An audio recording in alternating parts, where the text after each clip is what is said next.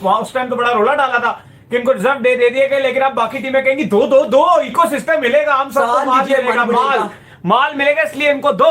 Manipulate करें अली भाई toss के ऊपर। स्टार्ट में वो बड़ा स्लो खेला, 15 बॉलों के ऊपर उसका कुछ स्कोर था, उसके बाद उसने 4 छक्के मारे, 1 ओवर में 2.5 स्कोर मारा। मैं कहता हूँ क्या ही बात है, अनबिलीवेबल, अनबिलीवेबल बना सकते हैं। दूसरा, वो एकमात्र ऐसे बैटर हैं जो बाहर बैठे हैं, उनका फॉर्म में आना भी तो जरूरी है ना।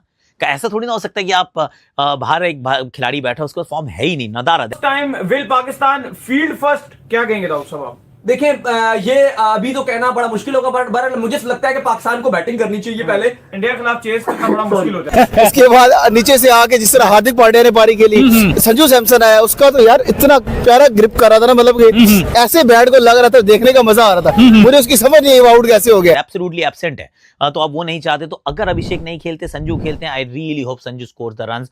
ईशान के साथ भी मेरी वही एक मांग होगी, सोच होगी, इच्छा होगी कि ईशू तू भी रन बना दे यार। टेरिफिक, बहुत बुरी है। पाकिस्तान चेस पे लगाओ, वो ज्यादा सही है। हाँ, क्योंकि ना एक और बात है कि पाकिस्तान अगर बैटिंग पहले करके 150-60 भी बोर्ड पे लगाता है, हमारी बॉलिंग स्पेशली स्पिन जिस तरह से हमारा बॉलिंग अटैक है, उसके अंदर पूरी ताकत है कि वो पकड़ सकता है। तो मुझे लगता है कि मैं तो इस सूरत में जाऊंगा कि आपको टॉस जीतना है और स्ट्रेट अवे आपको, अगर आप पहले बैटिंग के लिए जाओ, वही आपके लिए बेहतर है। और बड़े मैच में आपको ये डिसीजन लेना चाहिए। ये भी खान कह रहे हैं भाई reserve day news is not authentic. देखो, हम अभी ये नहीं कह रहे हैं कि रिजर्व डे अनाउंस कर दिया है, हम आपसे ये बात कर रहे हैं कि रिजर्व डे होना चाहिए, करेगा, होना चाहिए, क्या सिचुएशन है। हमने आपको ये खबर नहीं दी है कि रिजर्व डे अनाउंस हो गया। पहले आप ये जरा हमारी बात गौर से सुने। हम आपको ये बता रहे हैं कि पूरा स्टेक लगा हुआ है, इतनी बड़ी जो है वो सिचुएशन बनी हुई है कि करोड़ों रुपए, अरबों रुपए की बात है। तो क्या आईसीसी इसमें रिजर्व डे अनाउंस करेगा? हम इस मुद्दे में बात कर रहे हैं। एग्जैक्टली हम ये बात कर रहे हैं। अनस साहब कह रहे हैं दाऊद भाई मैं चाहता हूं कि पाकिस्तान जो है वो पहले बॉलिंग करे।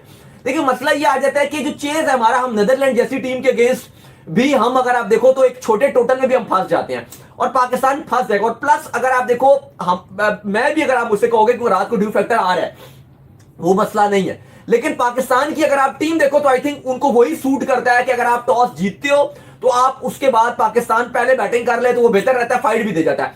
अच्छा अली साहब, अभी तो क्योंकि आज इंडिया नामीबिया का मैच हो गया खत्म, इंडिया ट्रैवल कर रही है, कल इंडिया ट्रैवल कर रही है कोलंबो के लिए, जो इंडिया, और दायरा 3.5 घंटे की पाकिस्तान से फ्लाइट, इंडिया से तो 2-2.5 घंटे में भी ये पहुंच जाएंगे। अब डिपेंड करता है दिल्ली से, क्योंकि फ्लाइट इनकी जाएगी। अब मुझे एग्जैक्ट नहीं पता दिल्ली से जो कोलंबो की फ्लाइट है वो कितने घंटे में पहुंचेगी। चेन्नई से तो अगर आप देखो 1 घंटे में पहुंच जाती है। टिकट भी जहाज का मैं देखकर हैरान रह गया।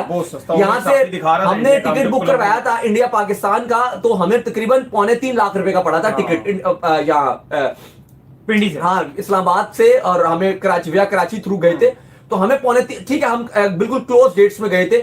लेकिन ये जो वहां पर कुछ जर्नलिस्ट आए हुए थे, अच्छी गपशप थी, दोस्त थे कुछ इंडिया के, उन्होंने हमें बताया कि भाई हम तो 15,000 रुपए में आए हैं। चलो अब मैं एकदम जल गई, चलो मैं उसको इंडियन करेंसी में भी कन्वर्ट करता हूँ। 45,000 बन जाएगा, क्या बन जाएगा, फिर कितना बन जाएगा। तो वो हमने कहा यार ये तो समझ आ गई ये बात।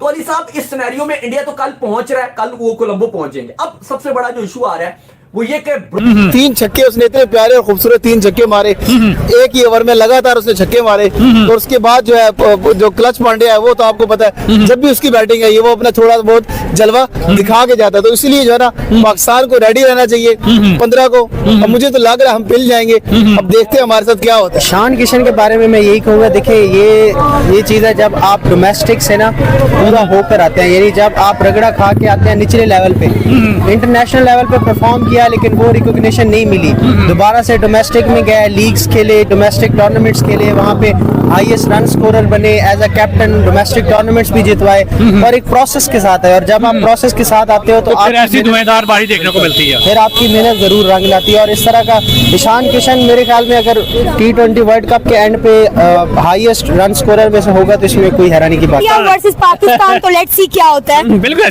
सर क्या भाई, अच्छा था, बाइकआउट ही था भाई, बुरा हाल हो जाना हमारा। आपने देखा नहीं, वो उसकी मेरे ख्याल से सही बात है श्रीलंकन के वो प्लेयर की, उसने कहा कि भाई इनके बैट में रबड़ लगा हुआ है तो उनके बैट चेक करवाने चाहिए। वाकई जैसे आज ईशान किशन ने आगे भाई परफॉर्म किया, उसके बाद हार्दिक पांड्या ने 28 बॉलों में 58 यार, तो भाई बहुत अच्छा खेले हैं यार। ये तो अभी छोटी टीम थी तो 200 में खेल रहे थे, आज हार्दिक पांड्या को पहला ओवर दे दिया। ईशान किशन तो भाई रुकने का नाम ही नहीं ले रहे, वो हर मैच में परफॉर्म कर रहे हैं। उन्होंने सीट बेल्ट बांधी हुई है और वो रॉकेट की तरह फ्लाई करते हैं और सबकी धुलाई कर देते हैं। वो बंदा अकेला ही नहीं पकड़ा जा रहा, तो आप सोचें कि पाकिस्तान के खिलाफ देखिए, उसकी आज क्या परफॉर्मेंस होगी। अभिषेक शर्मा को रेस्ट दे दी, नहीं तो भाई ये 300 का टारगेट था मेरे ख्याल से। संजू ने भी अच्छा परफॉर्म किया स्टार्ट में, संजू ने भाई 8 बॉलों में मेरे ख्याल से 22 स्कोर किया, तो तीन वो छक्के ठीक है, वो के ठीक, ऐसे ही आपको खेलना चाहिए आगे भाई। मॉडर्न डे क्रिकेट कहते हैं इसको, पहला ओवर चलो आपने स्कोर लगा रहे, अगले 5 ओवरों में आपका स्कोर 60-70 होना चाहिए, तो भाई वैसे ही उन्होंने आगे खेला। 6 ओवरों में उनका 80 स्कोर था इंडिया ऐसे ही का। बिल्कुल आप यही ये बात देखिए, आज इंडिया का मिडिल ऑर्डर नहीं चला, लेकिन उसके बावजूद भी 209 का टारगेट उन्होंने दिया। सोचे अगर मिडिल ऑर्डर चल जाए तो 300 प्लस टारगेट पक्का था। वही बात है, लोग सारे कह रहे हैं इंडिया इस बार 300 बार, इंडिया इस बार 300 बार, लेकिन अभी तक कर नहीं पाए।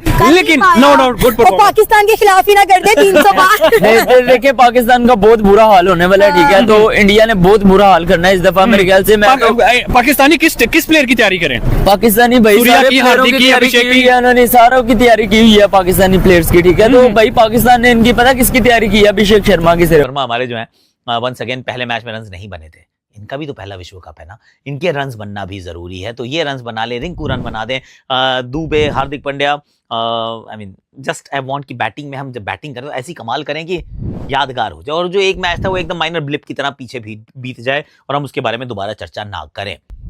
अब समस्या क्या हो सकती है? सी अगेन क्या होता है कि एक सवाल बड़ा था कि ये जो बाहर वाली जो लाइन जो डाली गई है, गेंदबाजी जो बाहर करके हमें तंग किया गया, जिसमें अभिषेक भी आउट हुए, तिलक भी आउट हुए, और क्या इसी तरीके से नमीबिया भी क्या हमें फंसा सकती है? खराब टीम नहीं है नमीबिया, ठीक ठाक खिलाड़ी है इनके पास, पर क्या फंसा सकती है?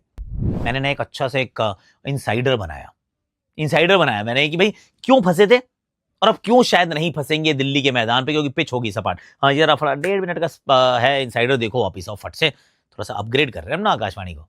यूएसए ने भारत के 4 बल्लेबाजों को पावर प्ले में आउट कर दिया था। वो सारे के सारे लेफ्ट हैंडर्स थे। एक प्लान था, वो प्लान था आउटसाइड ऑफ लगातार गेंदबाजी करना। सो मच सो कि अभिषेक शर्मा तो पहली बॉल पे ही आउट हो गए। तो इज दैट अ प्लान कि सब लोग अब ये करेंगे और भारत के बल्लेबाजों को ऐसे करके पकड़ लेंगे?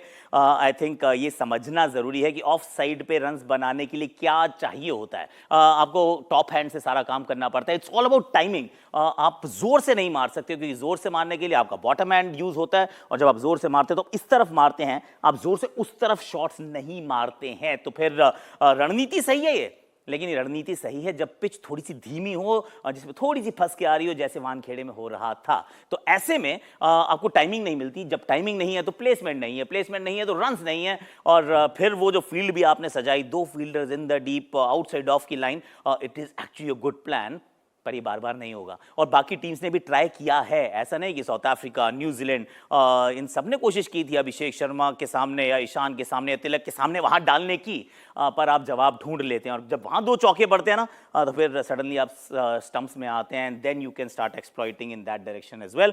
तो मुझे लगता है प्लान सही है अगर पिच में थोड़ी सी नमी या थोड़ी सी गेंद फंस रही हो, वरना ये जो भारतीय बैटिंग पावर हाउस है, I say that was just a blip. इस टूर्नामेंट में जैसे आगे जाएंगे फिर बहुत छक्के लगाएंगे।